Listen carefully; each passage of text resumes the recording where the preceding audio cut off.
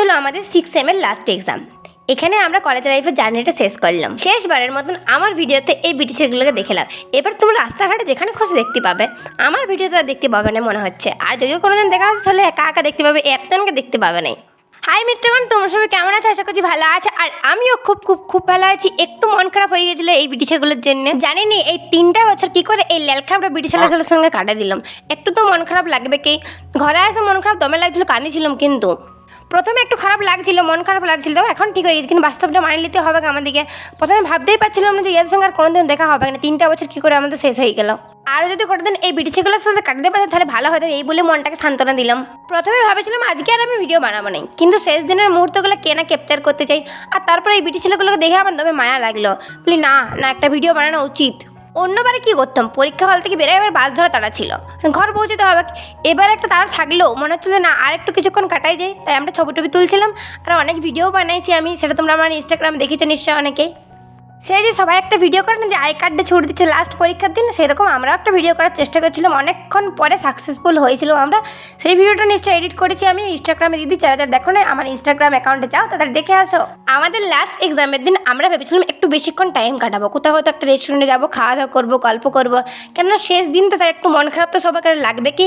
আর থাকাকালীন কিন্তু বুঝতে পারিনি যে মন খারাপ লাগছে, কিন্তু ঘরে আসার পরে এতটা মন খারাপ হবে আমি কোনোদিনও ভাবতে পারিনি।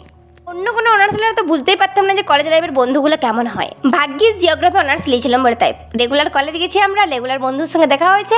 আর সবাই কীরকম সব জানতে পারিয়েছি আমরা। তার জন্যে হয়তো এতটা বন্ডিং আমাদের মধ্যে। পরীক্ষা দিয়ে আস্তে আস্তে রাস্তার ধারে একটি টগর গাছ দেখতে পেয়েছিলাম। আর ফুলটা দেখে তো লোভ লাগলো, ভাবলাম কানে একটু গুঞ্জি একটু ফটো তুলি, ভালো দেখতে লাগবে। কানে গুঁজে ফটো তোলা হয়ে গেছে, এবার মাথায় খোপা করে নিয়েছে, কি সুন্দর দেখতে লাগছে আমাকে। আরে হালকা বৃষ্টি পড়েছিল, ওয়েদারটা যা সুন্দর লাগছিল নয়। আমাদের লাস্ট এক্সাম ছিল বড়জোড়াতে। দিয়ে হাঁটতে হাঁটতে আমরা অনেকক্ষণ হাঁটেছিলাম, কিন্তু একটা রেস্টুরেন্টও খুঁজে পাইনি। তারপরে কিছুক্ষণ পরে একটা রেস্টুরেন্ট খুঁজে পেলাম। আর আমরা অনেকজন যেহেতু ছিল, তার জন্য টাইম লাগছিল খাবারটা আসতে। আজকে দেরি হলে কোনো কিছু হবে না, কারণ আমরা তো সবাই একসঙ্গে থাকতেই চাইছি। লাস্ট দিন একটু বেশিক্ষণ গল্প গুজব করবো, পিএনপিসি করবো, কেননা পরের দিন থেকে তো আর হবে না। তার জন্য একটু দেরি হোক কেন, কিছু ক্ষতি হবে না আমাদের। যতক্ষণ আমাদের খাবারটা রেডি হতো ততক্ষণ আমরা একটা ফটোশ্যুট করে নিয়েছিলাম। এই যে আমরা রেস্টুরেন্টে খেতে এসেছি, আমাদের 1 টাকাও লাগে নাই, ফ্রির খাবার খাইছি। কারণ আমাদের একটা বান্ধবী চাকরি পেয়েছে, তারই টিট্টু দিয়েছিল শিপর্ণা। আর আমাদের ভালোভাবে টাকাগুলো বাঁচিয়ে গেল।